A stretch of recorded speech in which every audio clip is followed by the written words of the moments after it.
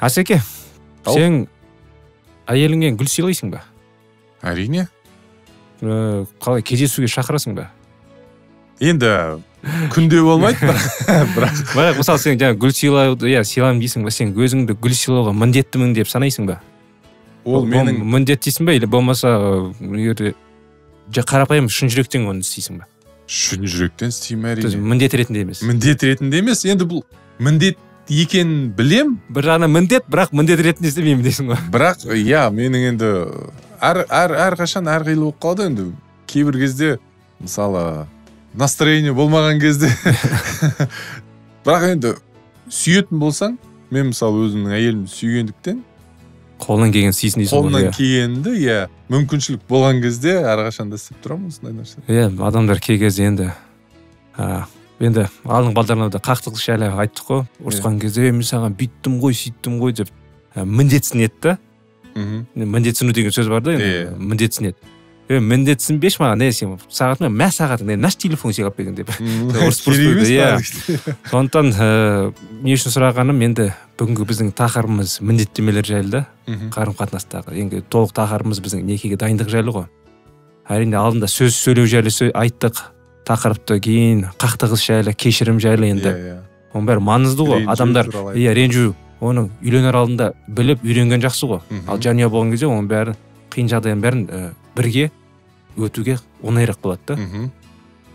Ал енді міндеттемелер туралы айтамыз бүгін. Амнаса кетейік. Ассалаумағалейкум, құрметті тыңдармандар. Бүгін міне Бақыт Лайф біздің бағдарламамызда міндеттемелер туралы айтамыз. Әсекелер, Әсет пен Асылбек мен. Саламатсыздар, армысыздар, құрметті достар. Қандай керемет далада қазір қар жауып жатыр. Енді сіздердің сана сезіміңізде жақсы деп ойлаймыз. Бірақ енді міндетті түрде қыста қар жауады, жазда күн шуағы қызып жазады, бізге шомылуға білдіретіндей. Күзде жаңбыр жауады, көктем кезінде де жаңбыр жауып, шөптер өсіп бастайды. Бұл міндетті түрде. Әрине біз қыста көктемді күтеміз, көктемде жазды күтеміз, жазда енді айналып кете береді. Айналып кете береді. Сол сияқты міндетті түрде біздің де міндетті істеріміз, сөздеріміз бар. Өйткені жанұя деген жанұя, енді жаңа Әсеке маған қойған сұрағы міндетті түрде жасайсың ба дегенде. Әрине мен өзімнің әйелімді өте қатты жақсы көргендіктен оған сыйлықта беріп тұрам. Жақында оған сағат сыйлық жасадым. Өте қатты ұнаған еді сол сағат. Бірақ енді қымбатта болғандықтан кішкене күте тұршы дедім де. Өзімді аямай, сондықтан енді сый болу керек, сыйлық болу керек, сыйластықта болу керек. Әрине, міндеттеме біздің арамызда сенімділікті қалыптастырады. Бір-бірімізге жанашыр болуға және ішкі ойларымыз бен сезімдерімізді бөлісуден қорықпауға мүмкіндік береді. Міндеттемелер ортақ болашақты жоспарлауға мүмкіндік береді. Олар бізге тәжірибе жасауға, сәтсіздікке, кешіруге, талқылауды қажет ететін сұрақтарды сенімділікпен көтеруге мүмкіндік береді. Міндеттеме некенің мәні, оның негізі. Егер айтатын болсақ, міндеттеменің екі салдары бар. Біріншісі ол достық. Неке міндеттемелері біздің терең байланысқа, эмоционалды және физикалық жақындыққа деген құштарлығымызды қанағаттандырады. Неке жалғыздыққа қарсы тұрудың жалғыз жолы емес. Бұл ең жақын адамдық қарым-қатынас. Екіншіден отбасылық өмір. Ата-аналар арасындағы адал махаббат олардың алдында жақын, адал, ұзақ мерзімді қарым-қатынастың үлгісін көріп, балаларының өсиетінің білдіреді. Ең жақсысы, ата-аналар балаларын бір-бірін сүю арқылы жақсы көре алады. Күшті неке отбасыдағы сәтсіз қарым-қатынасты үзу мүмкін. Әрине.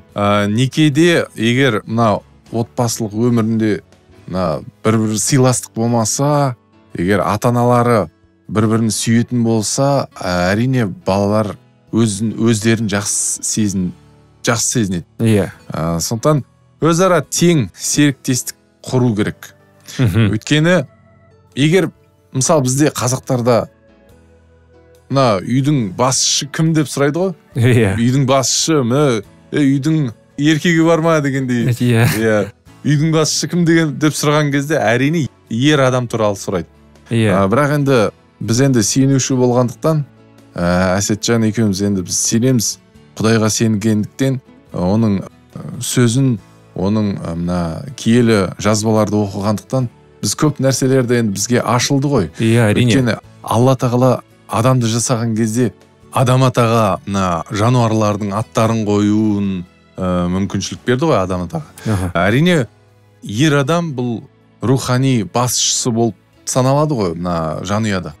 Сондықтан бірінші орында, бас орында ер адам болғанымен, бірақ әйел адамды теңдей қылып жаратты деп ойлаймыз екеуміз. Әрине, Өйткені біз үйде мысалы әйеліміз кемітпейміз. Мен жоғармын, мен жоғармын деп қайта.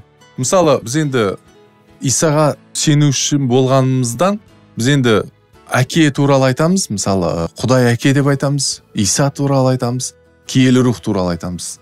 Осы Құдайдың үш түрі деп айтуға болады. Бір жағынан енді ол бір Құдай. Енді әрқайсысын, ол үшеуінің әрқайсысын біз төмендетпейміз. Өйткені киелі рух ол бізге көрінбейді, көзімізге көрінбейді. Өйткені Құдай әр жерде болады. Ол барлық нәрселерді біледі, барлық нәрселердің болып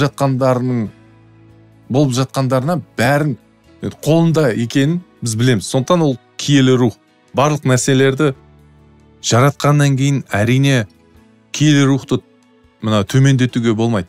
Сол сияқты біз әйел адамды да төмендетпеуіміз керек. Өйткені адамды жасаған кезде, адамды жаратқан кезде Алла тағала өзінің түрін, өзінің сезімін, өзінің руахын адам атаға да Хауанаға да берді.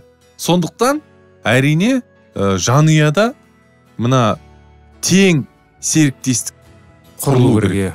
Әрине, енді біз адамдар бүгін Құдайды сыйлаймын, Құдайдың жолымен жүремін деп, бірақ үйдегі әйелің жарын сыйламаса, онымен сырласпаса, енді онымен серіктес болмаса, жай ғана күйеу мен әйел болып жүрсе, ол дұрыс емес деп ойлаймын. Әрине. Өйткені кітап өте керемет кеңесші. Ең бірінші Құдай керемет кеңесші. Құдай тікелей біз дауысын естімесек те, кітап арқылы оның сөзін ести аламыз да. Сондықтан егер де өзіңді қалай сүйсең, жақындықта солай сүй дейді ғой.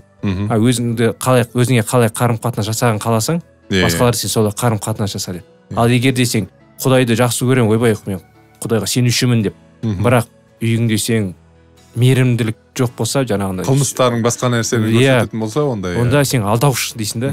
Кітап сол жер айтады бізге.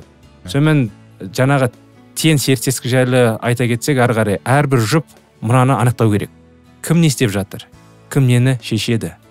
Жасаулы керек нәрсеге кім жетекшілік етеді? Кім жетекшілік етеді? Кім жауапкершілік? Мысалы, үйде әрдайым тамақты әйел әзірлейді. Қолынан жақсырек келеді. Бірақ кейбір кезде менің әйелім, сүйікті күйеуім, сен мына палауды жақсы жасайсың, істеп берші деген кезде әрине сен қалай жоқ деп айтасың. Сол секілді кейбір жанұяларда ер адамдар кей кезде істейді, болмаса әрдайым жанұяларда ер кісі тамақ әзірлейді. Сонымен теңдік, достар. Теңдік дегенде әрінің өзінің жауапкершілігі бар. Әйел адамда, ер адамда. Бірақ сіздер бірдей тең болу керексіздер, бір-біріңізді түсіну керексіңіздер, бір-біріңізді төмендетпеуіңіз керексіздер. Қаражат жағынан мысалы, қаражат жағынан енді әр ер кісінің өзінің міндеттемесі болады. Егер міндетті түрде қаражатты алып келмесе, әрине әйелі кішкене шуылдап, тамақ жоқ дейсіз ғой, тамақ жоқ, пісірмеймін саған дегендей сөйдеп бастайды. Мінекей достар, осымен бағдарламамыз аяғына келді. Өкінішке орай ертең сіздерге келесі жолы жалғастырамыз. Осы біздің міндеттемелер жайлы тақырыпты. Келесі жолға дейін достар, сау болыңыздар.